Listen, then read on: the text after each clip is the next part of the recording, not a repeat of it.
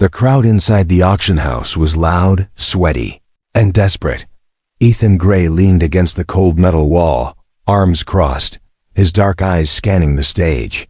His dusty jacket and scarred boots made him look like every other trader in the room, but he wasn't here to flip parts or smuggle goods. He came for one reason: the final item. The auction flyer said it was ancient alien tech, powerful, rare, and priceless. And Ethan needed it. His old ship was falling apart. Credits were tight. This was his last shot. A loud voice boomed through the speaker.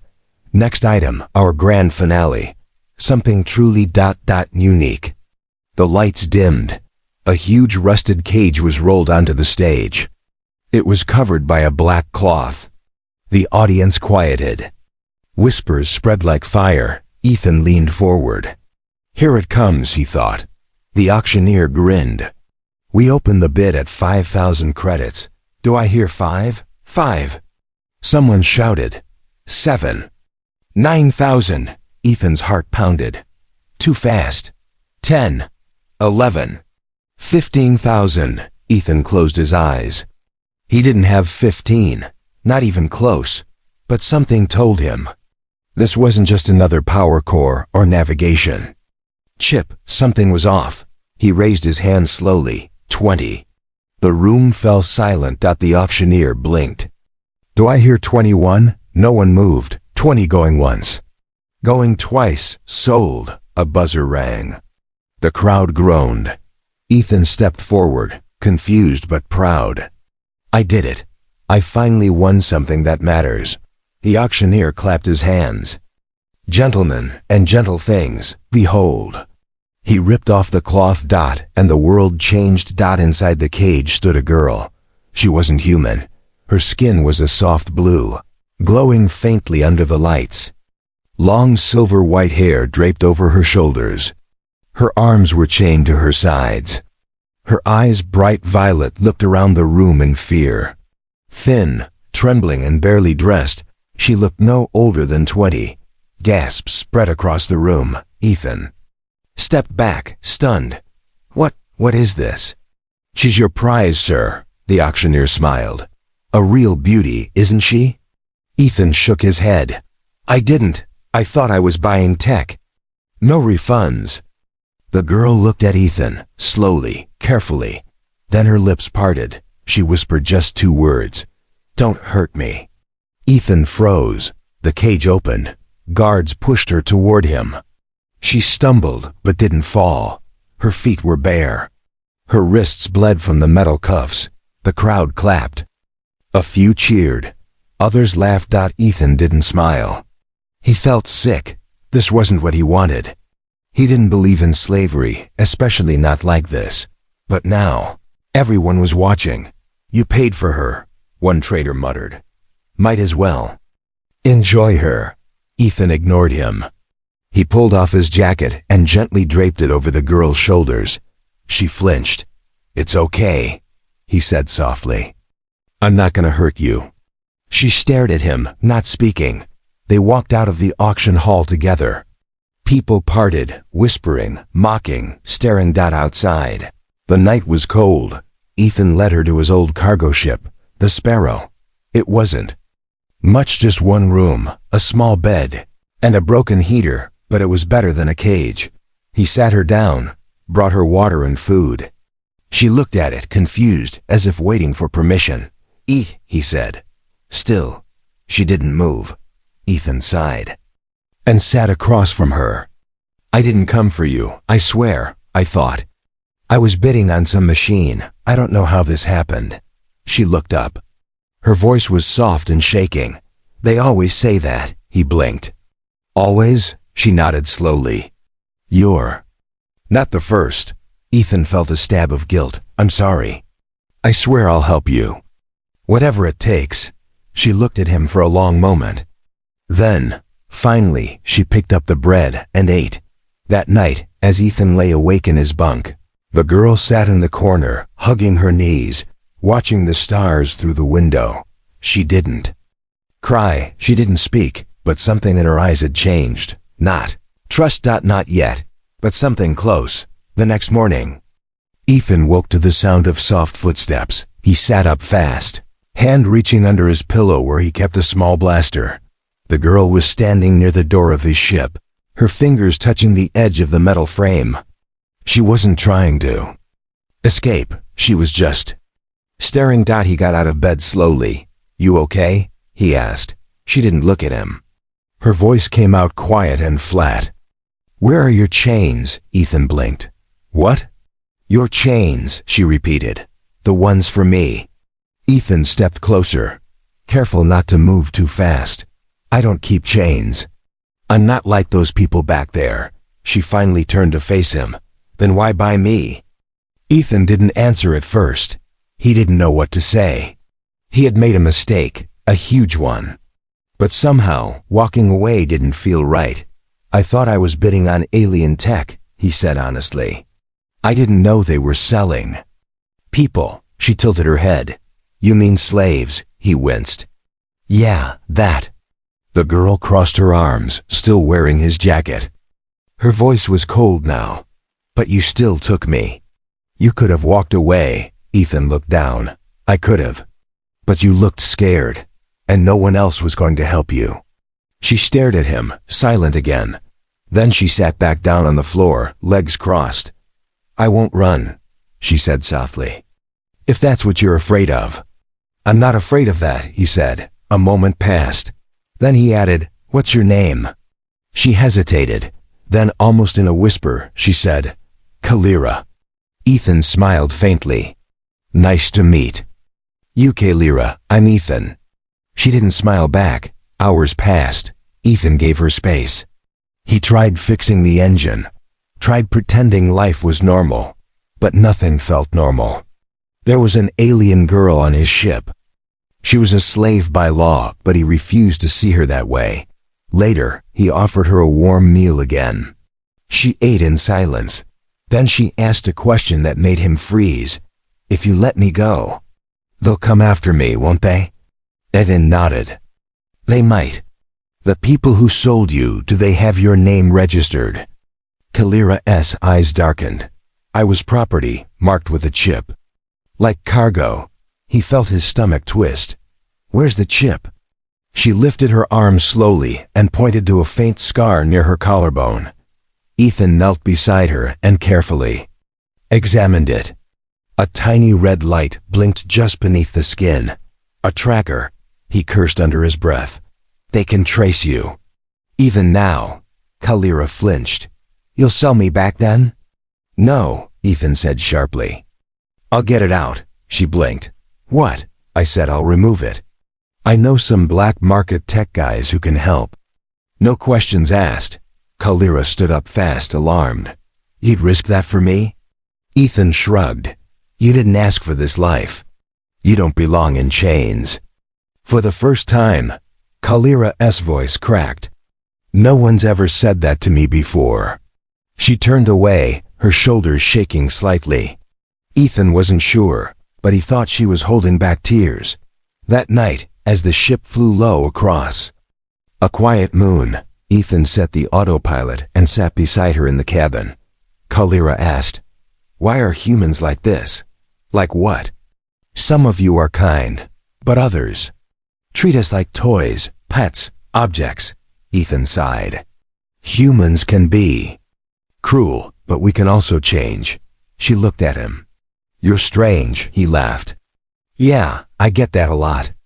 Then she did something that truly surprised him. She smiled, only a little. But it was real. And for the first time since the auction, Ethan didn't feel like he'd made a mistake. He felt like he was exactly where he was supposed to be. That night, as Ethan drifted off in his bunk, Kalira whispered to herself while watching the stars, "Maybe not all humans are monsters." The smuggler's den on Orbital Station 7 reeked of oil, smoke, and broken promises. Ethan kept Kalira close as they walked through the dark corridors. He didn't like bringing her here, but it was the only place he knew where someone could safely remove a tracker chip, no questions asked. Kalira wore a hood and kept her head down, but her glowing eyes peeked out now and then, alert, scared. Are you sure this man can be trusted? She whispered. No, Ethan said. But I'm sure he hates the same people who put that tracker in you. She didn't smile, but she followed him anyway. They met in a back room filled with stolen tech and half-disassembled droids. Zix, a short reptilian creature with gold implants in his face, leaned on a workbench. Well, Ethan Gray. Bringing me a girl? That's new. She's not a girl, Ethan said. She's someone who needs your help. Zix's golden eyes scanned Kalira. Ah, one of the items from Drolis 9. Those auctions are getting darker. And nodded. Can you remove the chip? Zix hissed through sharp teeth. Risky, these new ones are deep. And they burn if tampered with. I'll pay double, Zix chuckled. Triple. And I keep your gun as a gift. Ethan cursed under his breath, then tossed him the weapon. Lie her down, Zix said. Pulling on gloves. Kalira lay on the table, stiff and silent. Ethan sat beside her, holding her hand. Don't move, Zix warned. If you twitch, you die. Comforting, Ethan muttered. Zix worked fast metal tools, beeping scanners, strange glowing gel. As he dug into her shoulder, Kalira winced but didn't cry out. Then she whispered, My real name is not Kalira. Ethan blinked. It's not? She shook her head, eyes fixed on the ceiling. Kalira was the name they gave me. It means quiet asset in their language. Something to be bought and sold. Ethan clenched his jaw. Then what's your real name? The light in her eyes flickered like a fire trying to grow again. Liraven. It was my mother's name, passed down through our line. Liraven, Ethan repeated. That's beautiful, Zix grunted. Names won't matter if I mess this up. The chip sparked suddenly. Kalira screamed. Ethan grabbed her hand tighter. Hang on, you're almost free. Zix snarled and twisted the tool. There was a snap, a flash, and the red light under her skin went dead. The room went silent. Zix held up the tiny smoking chip. There, you're off the leash. Ethan let out a shaky breath. You okay? Kalira, no. Liraven nodded weakly. Yes, I think I am. Back on the ship, Ethan made her tea. She sat wrapped in a blanket, looking out at the stars. Liraven, he said. You don't have to go back to that name if it's too painful. She looked at him. No, I want to remember who I was. I need to. He nodded. Then Liraven it is. She smiled faintly. Then her voice grew quiet. Do you want to know where I came from? Ethan sat across from her. Only if you want to tell me. She took a long breath. I was born on Sarex Prime, a moon world rich in crystal veins. My people were guardians of the ancient cores, protectors, but the trade guild betrayed us. They came with false treaties, and when we let our shields down, they took everything, burned our cities, captured the young. Ethan listened silently, heart heavy. I was taken to be a trophy, she continued. They said I was exotic, rare. They didn't care that I could speak 5 languages or that I trained as a planetary defense officer. All they saw was a body. Ethan reached out and gently placed his hand over hers. I see more. She looked at him, and for the first time, her eyes didn't look afraid. They looked alive. Later that night, Liraven stepped out of the ship's shower, steam rising behind her. Her glowing skin shimmered in the dim light. She wore a simple tunic now, one Ethan had found for her. He turned away quickly, not wanting to stare. She chuckled softly. You're strange, human. He smiled without looking. You're not the first to say that. I thought all humans were cruel. Most are, he said. But some of us just want to do the right thing. She stepped closer, I think. You're different, Ethan Gray. And I think you're stronger than you know, Liraven. They stood there quiet, the hum of the ship around them. Something had changed between them. Not love. Not yet, but something deeper than survival. Connection. And it all started with a mistake. That didn't feel like a mistake anymore. It started with a hum, faint, Almost like a whisper in the metal, Ethan was checking the ship's nav systems when the warning light blinked red. External ping detected. Incoming signal. Tracking frequency. His heart dropped. Lyra. He called Dot. She came from the back room, towel in her hands, hair still damp. What is it? Ethan pointed to the screen. Somebody's locked onto us. Her face went pale. No. That can't be.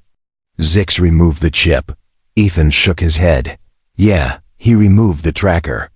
But what if there was a second one? Lyravan touched her throat slowly, her fingers brushing the old metal collar, still clasped around her neck. It looked like jewelry, now thin and silver, but it had never come off. Ethan stared at it. He had been so focused on the chip in her shoulder. He hadn't even thought about the collar. She stepped back, her hands shaking. It's more than a slave collar, Ethan. It's a brand.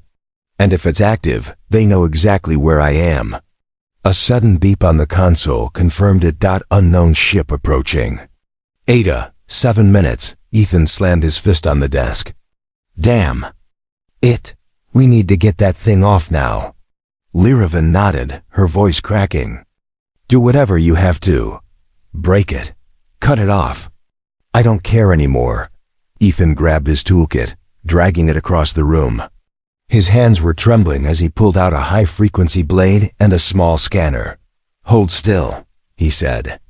This won't hurt unless I screw up. She gave a weak smile. Not the best confidence boost.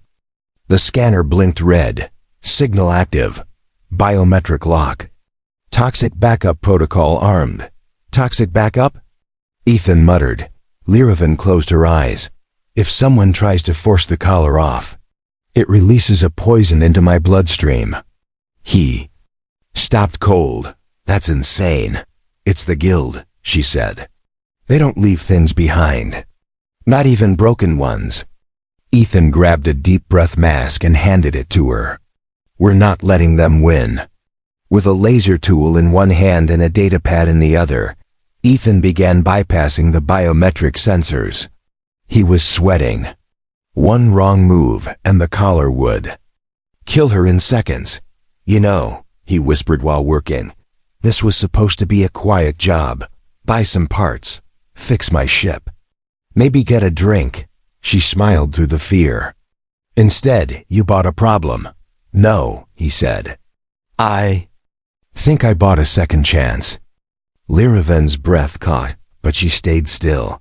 Got it, Ethan said finally. Disarming failsafe. The collar sparked. She screamed. Alarms rang. System override failed. Toxin released. No. Ethan shouted, reaching for the emergency med-kit. But before he could inject her, Lyravan glowed. Her skin lit up, bright blue veins pulsing, eyes turning almost white. The toxin hit her bloodstream, but instead of dying, she absorbed it.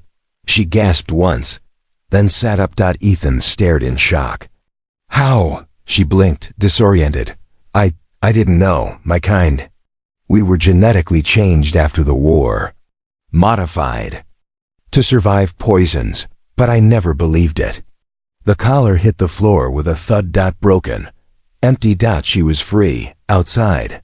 The enemy ship was closing in fast. Ethan jumped back into the pilot's seat. We've got a fighter inbound. Hang on. The Sparrow shot into the clouds of a nearby gas moon. Visibility dropped to 0, but it was the only chance to lose the tail. Lyravan steadied herself behind him, voice calm now. That ship isn't random. You recognize it? She nodded. That belongs to Lord Malric. He's the one who bought me at the first auction. He thinks I'm still his property, Ethan growled. Well, he's in for a surprise. The enemy ship fired blindly. Through the mist. Explosions rocked the sides of the Sparrow. We can't outrun him in this mess, Ethan said. But maybe. He hit the brakes. The Sparrow spun, flipping backward in midair. Lyravan braced herself as Ethan opened the bottom hatch, exposing the ship's belly. Grab the pulse cannon. He shouted. She didn't hesitate. With practiced precision, Lyravan slid into the gunner seat and locked on. Now. Ethan yelled. She fired. A blast of blue light ripped through the fog, hitting the enemy engine dead on. The pursuer went up in flames, disappearing into the gas cloud. Silence followed. Ethan blinked. Did you just... She turned, smiling for real this time. Told you I wasn't just a slave. Later that night, with the collar gone and the ship flying steady again, Ethan made them tea. He raised his cup. To freedom. She raised hers. And to the strange human who bought it for me. They clinked cups. The war wasn't over. But for the first time, Liravan wasn't running. She was fighting. And Ethan? He knew now. He hadn't bought an object. He'd rescued a warrior. The message wasn't coded. It wasn't hidden. It simply appeared on the Sparrow's main screen after they docked at a quiet refueling station on Eroth's rim. Return the girl. Human, or we'll take her back, piece by piece. Ethan froze. Mid-step. Liravan, who had just walked in holding 2 hot drinks, saw the screen. Her hands trembled, and the cup shattered on the floor. Malric, she whispered. He found us again. Ethan turned, eyes hard. How? The collar's gone. The tracker was fried. Liravan shook her head, staring into the shadows. He doesn't need tech to find me. He has eyes in every port, every station. He owns people. Ethan stepped toward her. He doesn't own you anymore. Her voice dropped. He thinks he still does. That night, Ethan sat by the ship's comms panel, gun on the table, thinking. Malrik. He had heard the name before.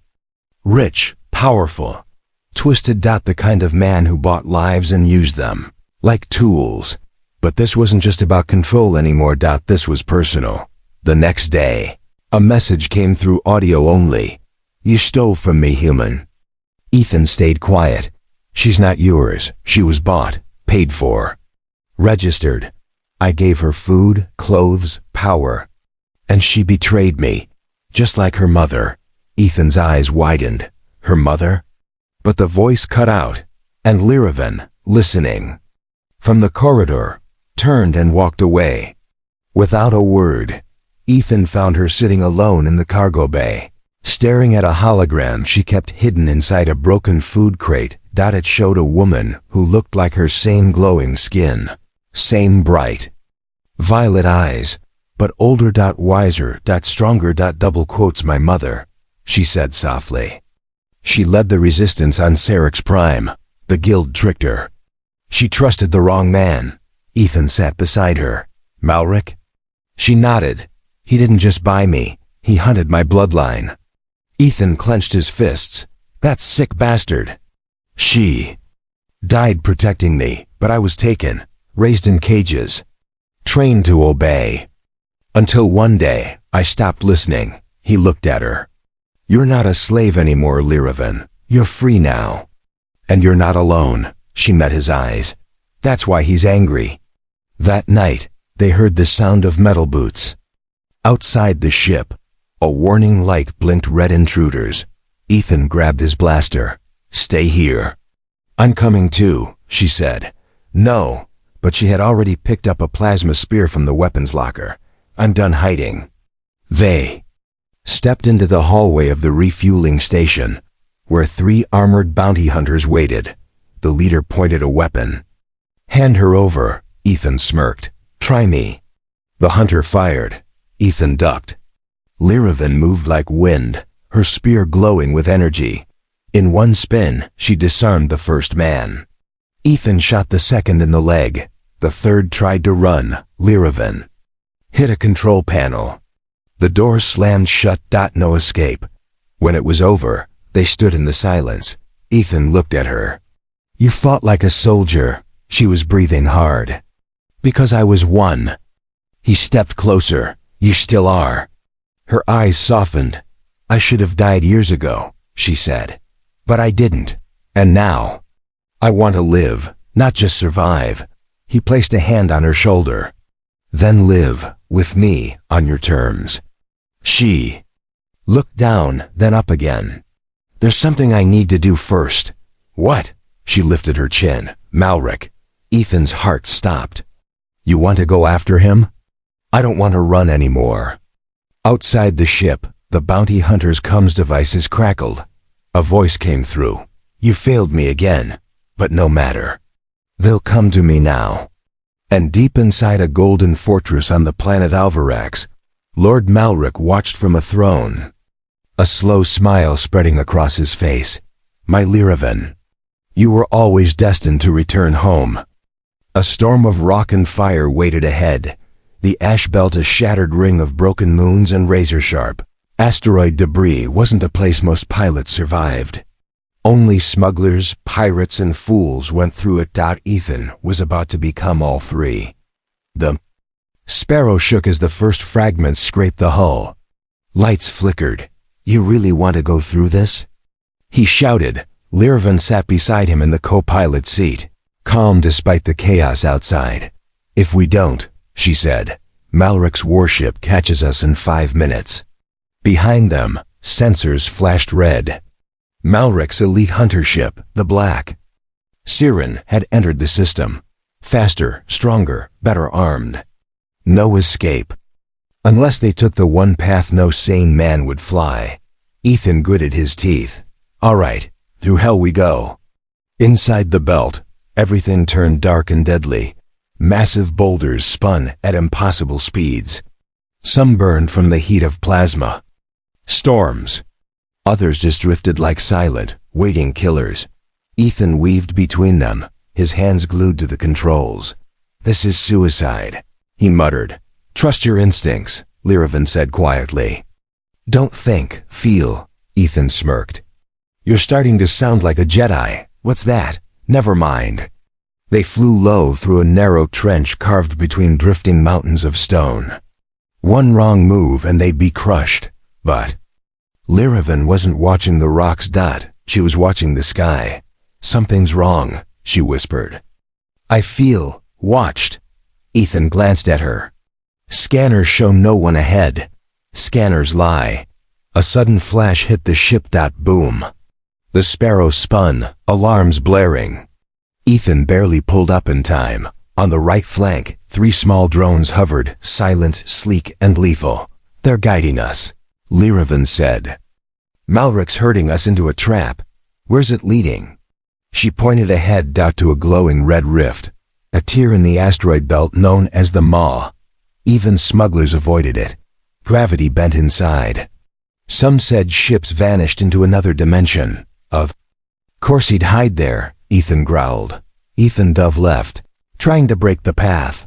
The drones followed. Get to the gunner seat, he shouted. I'll steer, you clear us a path.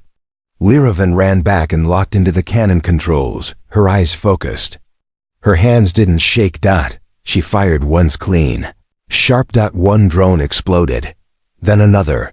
The third moved faster, dancing between rocks. Ethan pushed the engines, and Lyravan followed its pattern, waiting for a weakness. Then boom. The last drone shattered into glowing dust.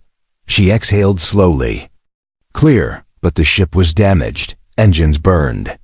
Oxygen levels dropped. They were limping now. We won't make it out if we take another hit, Ethan said. Lyravan returned to the cockpit, her expression calm. There's something I haven't told you, she said softly. Ethan blinked. Now's a weird time for secrets. She reached into her pocket and pulled out a glowing crystal. It pulsed with soft blue light. This was hidden in my body, she said. Deep behind the tracker. My mother placed it there before she died. Ethan stared. What is it? A core key. It activates something ancient buried on Serix. Prime. A shield. A weapon. A memory. I'm not sure. And Malric wants it. She nodded. He's not chasing me. He's chasing this. Ethan leaned back. So, you're the last piece. She looked at him, her voice breaking for the first time.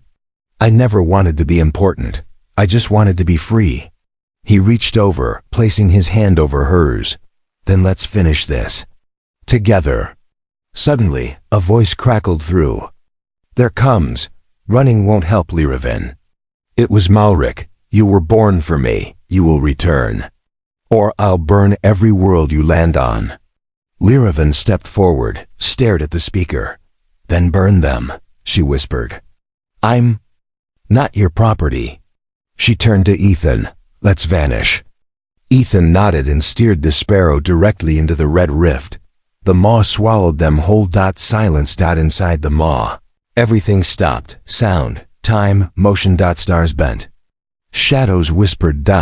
But in that emptiness, they found stillness. And Lyravan, for the first time in her life, didn't feel fear. She felt powerful. The maw didn't kill them. It changed them. Inside that strange space, Ethan and Lyravan drifted through silence. The controls were dead. Time didn't move. The stars outside twisted into spirals of color and memory. Ethan blinked. "Where are we?" Lyravan sat still, her hand glowing faintly around the core crystal she carried. "This place is between worlds, between truths." She stood up and walked toward the viewing port. "It's testing us." Ethan frowned. "Testing us how?" Suddenly, the ship shuddered, then flashed, and Ethan was gone. He opened his eyes in a burning city. He stood in the middle of a battlefield. Explosions in the sky, screams everywhere. And in front of him, Lyravan, but younger, terrified, in chains. A man stood behind her. Tall, dressed in royal black armor. His voice echoed, "You can save her. Just return her. She belongs to me." Ethan raised his blaster. "She belongs to no one," the man smirked. "You think you're special, human? Just another fool in love with a weapon." Ethan fired. The image shattered. And he was back on the ship, breathing hard. Heart racing. Lyravan was still there, but now her eyes glowed brighter than before. "You saw it too," she whispered. She stepped forward, holding the crystal. It floated into the air and pulsed. "This ship, this place. It's not just a rift, it's a gate, and I can open it." "To where?" Ethan asked. "To my world. To Sarek's Prime." "But that place was destroyed," he said. "No," she replied. "It's been hidden, shielded, waiting for someone to return." She turned toward him, someone who remembers who she really is. The ship lit up as the crystal merged with the core. The stars around them tore open, and beyond the rift, a green world emerged, a glowing planet, full of light. "Is that?" Ethan breathed. "Yes," she whispered. "Home." They landed in silence. The air smelled sweet. The skies were blue. Ruins lay across the valley. But deep underground, the signal called her. Together, they descended into a stone chamber. The doors opened by recognizing her blood. Inside was a circular room filled with glowing pillars. She walked to the center, placed her palm on a symbol, and the lights rose. A voice echoed from the walls. "Lyravan, daughter of Sarek's, the blood returns. The flame endures." Ethan stepped back in awe. "This is amazing." She turned to him. "My people built this long ago, in case we were wiped out." A blue light circled them both. The room read Ethan's DNA too, and didn't reject him. "You're part of this now," she said softly. "Even if you weren't born here." He smiled. "I never thought I'd find something worth fighting for in this galaxy." Then he looked at her. "But I did. I found you." Above the chamber, the sky darkened. Malric's warship tore through the clouds like a scar. He had followed them. From orbit, his voice echoed again. "You can't hide from me, girl. You were made for me. Obey, and your death will be quick." Lyravan stepped outside, her hair glowing in the wind. "No," she said. She lifted her hand, and the sky answered. The ancient tech around the valley came to life. Giant towers lifted from the earth. Light beams shot into the clouds. Malric's ship cracked, then exploded. Into nothing. Gone. Forever. The light faded. Silence returned. Ethan walked toward her. You could have done that the whole time?" She shook her head. "No, not until I remembered who I was. Not until I believed I was more than a thing." He smiled. You were never an object, Lyraven. You were always someone. She stepped closer, and kissed him. It was soft, but full of meaning. No chains, no pain, just freedom. Later, as they stood on the hill looking over Sarek's prime, Ethan said, "So, what now?" Lyraven smiled. "Now we rebuild. With who?" She reached for his hand. "With us." Final line, narrator. He came for an object and left with a home. She was sold like cargo, but rose like a queen. And together, they rewrote the meaning of freedom.